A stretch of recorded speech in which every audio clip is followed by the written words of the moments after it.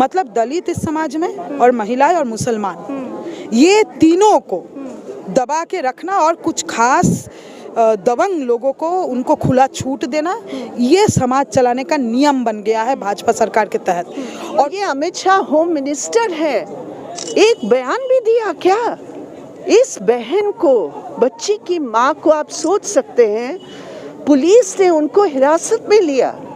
ये मोहन भागवत, ये आरएसएस के नेता, इनका भाषण सुनेंगे। ये क्या कहते हैं? ये कहते हैं महिलाओं का, योगी आदित्यनाथ खुद उन्होंने आर्टिकल लिखा था कि महिलाओं को जो है बचपन में वो पिताजी के शरण में रहेंगी। बच्ची को इंसाफ मिल पाएगा?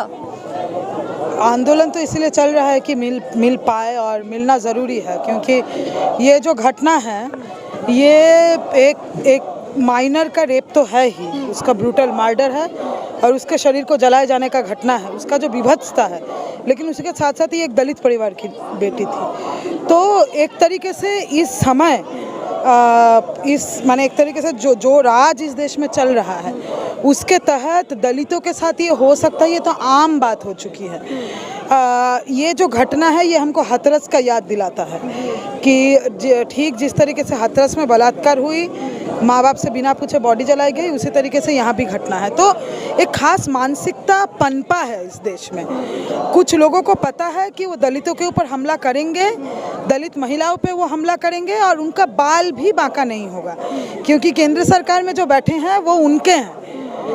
वो जो है एक तरीके से सवर्ण जाति के जो दबंग हैं, सवर्ण जाति के दबंग लोग जो दलितों पे हमला करते हैं, उनका गांव जलाते हैं। आप देखिए ना, उत्तर प्रदेश जहाँ पे हाथरस हुआ, उत्तर प्रदेश में बीजेपी सरकार चुन के आने के तुरंत बाद हम लोगों ने देखा था शब्बीरपुर में दलितों के गांव को जाके जला दिया गया था। तो इन घटनाओं में कोई अंत खत्म नहीं होता है, तो एक तरीके से इसलिए सज़ा होना ज़रूरी है।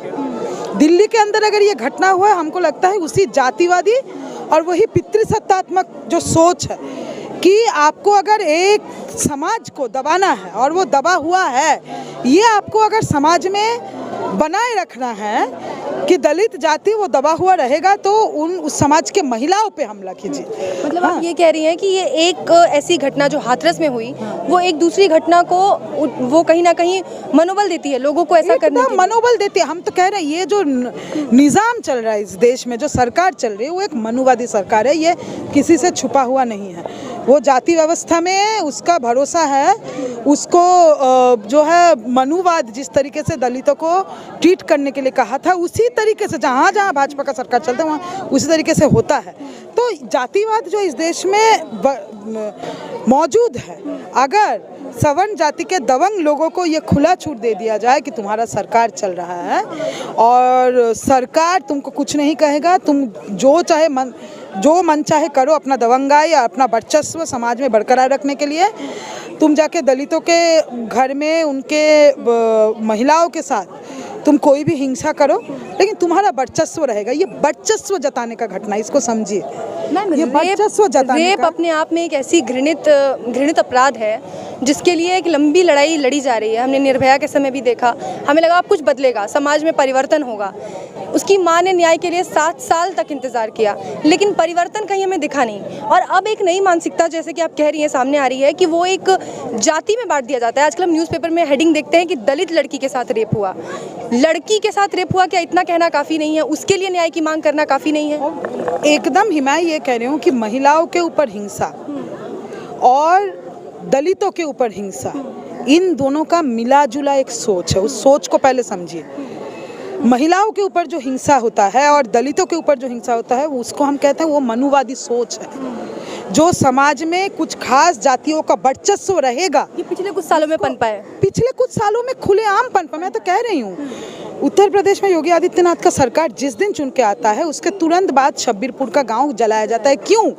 ये दिखाने के लिए कि अब हमारा सरकार आया, दबंगों का सरकार आया है, सवर्ण जाति के दबंगों का सरकार है, दलितों के साथ यही बर्ताव होगा। बनारस हिंदू यूनिवर्सिटी में महिलाएं, उनका तो कोई जाति का वहाँ बात नहीं है, वो अपने यौन हिंसा के खिलाफ लड़ रही थी, उनके ऊपर लाठियाँ बरसाई जाती है, गौरी लंकेश का हत्या होता है, महिलाओं के ऊपर हमला। और हमारे नेता, इनके आप भाषण सुनेंगे, ये मोहन भागवत, ये आरएसएस के नेता, इनका भाषण सुनेंगे, ये क्या कहते हैं? ये कहते हैं महिलाओं का, योगी आदित्यनाथ खुद उन्होंने आर्टिकल लिखा था कि महिलाओं को जो है बचपन में वो पिताजी के शरण में रहेंगी, वो बड़ी हो जाएंगी तो वो पति के शरण में रहेंगी, और वो बूढ़ी हो जाएंगी तो बेटे के शरण में रहेंगी, कि कुछ भी हो महिलाएं तो अंदर ही रहेंगी। मतलब दलित इस समाज में और महिलाएं और मुसलमान, ये तीनों को दबा के रखना और कुछ खास दबंग लोगों को उनको खुला छूट देना, ये समाज चलाने का नियम बन गया है भाजपा सरकार के तहत। और उसी मानसिकता के तहत दिल्ली में ये घटना हुआ है। तो इस घटना में न्याय दिलाना इसलिए ज़रूरी है कि ये वर्चस्व नहीं चलेगा, देश संविधान से चलेगा, देश जातिवाद से नहीं चलेगा, देश पितृसत्तात्मक मानसिकता से नहीं चलेगा। और चाहे जितना भी मोदी योगी चाले, संवैधानिक व्यवस्था से ही देश चलेगा। ये जो है इसलिए ये आंदोलन चलना जरूरी है, इसलिए ये जो है न्याय होना। जिस विकास की हम बात कर रहे हैं, जिस ओर हम बढ़ रहे हैं, वहाँ महिलाओं को किसी न किसी के संरक्षण में रहना पड़ेगा। देखिए वही मैं कह रही हूँ कि महिलाओं को किसी न किसी संरक्षण में रहना पड़ेगा, ये तो इनका सोच है। अगर आप आज़ाद तरीके से बोलेंगे तो आपके ऊपर हमला होगा। अगर अपने हिसाब से आप अगर तय करेंगे, अपना ज़िंदगी तय करेंगे, अपने कपड़े तय करेंगे, अपना पढ़ाई लिखाई करेंगे, अपना जीवन साथी तय करेंगे, अगर आप जाति के बाहर शादी करेंगे हैं तो आपका हत्या हो सकता है, आपके ऊपर कुछ भी हो सकता है। हमने तमाम तरीके का चीज़ें देखा है। हमने जम्मू एंड कश्मीर में आसिफा देखा है, हमने बनारस हिंदू यूनिवर्सिटी के महिलाओं को देखा है, हमने जो है शेल्टर के उन महिलाओं को, हमने तो सब कुछ देख लिया है। हाँ, लेकिन उसी के साथ साथ मैं कह रहा हूँ जो जाति का सवाल है इसको भी समझना ज़रूरी है। मैं वही कह रही हूँ कि महिलाओं को दबाए रखना और दलितों को दबाए रखना, ये मनुवादी जातिवादी पितृसत्तात्मक सोच है।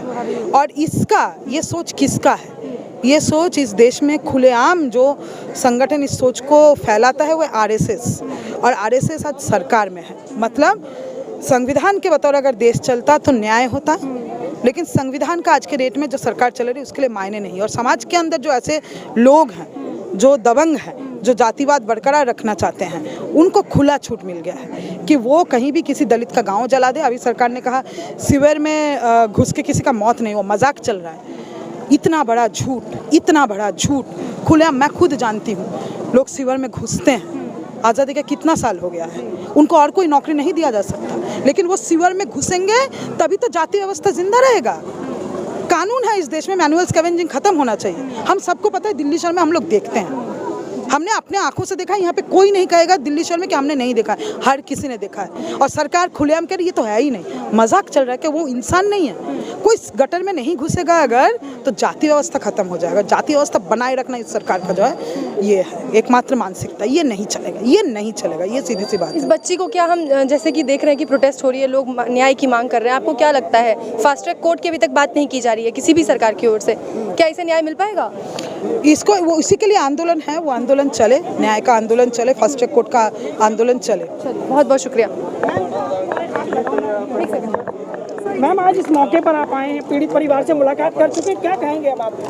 हिंदी वर्जन रखेंगे प्लीज। ये जो हुआ है देश की राजधानी में एक दलित बच्ची के साथ, जहां इस इलाके में ऑलरेडी इनके यहाँ के रहने वाले लोगों के मुताबिक ऑलरेडी 2 रेप हो चुके हैं, वो केस चल रहा है।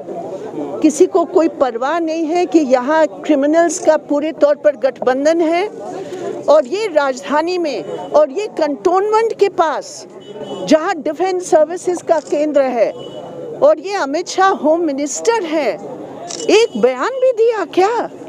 इस बहन को, बच्ची की माँ को, आप सोच सकते हैं, पुलिस ने उनको हिरासत में लिया, उनको थाने में बंद रखा 24 घंटा। ये कौन सा तरीका है? पुलिस वालों के खिलाफ तुरंत कार्रवाई होनी चाहिए, एक स्ट्रांग मैसेज होना चाहिए। और सबसे मतलब दुख और क्या हो सकता है, ये अकेली बेटी है इस परिवार की, और उनके साथ ये हुआ। और आज भी यहाँ बैठे हुए हैं पार्लियामेंट में, होम मिनिस्टर के अंडर है दिल्ली पुलिस, कहाँ है वो? मैम क्या लग रहा है पुलिस सही इंक्वायर कर पाएगी इसमें? जब पुलिस खुद ही इन्वॉल्व है, जब पुलिस खुद ही उस हिरासत में बच्चे की माँ और फादर को ले गए, ये पूरे तौर पर दोषी है, तो कम से कम जो है किस रूप में ये इंक्वायरी होगी ये भी देखना बहुत ज़रूरी है। मैम फास्ट ट्रैक कोर्ट की भी अभी तक कहीं से कोई दलील नहीं आई है या उसकी मांग भी नहीं की गई? फास्ट ट्रैक को बाद की बात है, पहले एफआईआर को ठीक करना है ना। उस एफआईआर में पुलिस के नाम जुड़ा है या नहीं, जो पुलिस ने गलत से है, जो भी हमारे तरफ से जो भी परिवार की ज़रूरत है, न्याय की संघर्ष में हम उनके साथ खड़े हैं।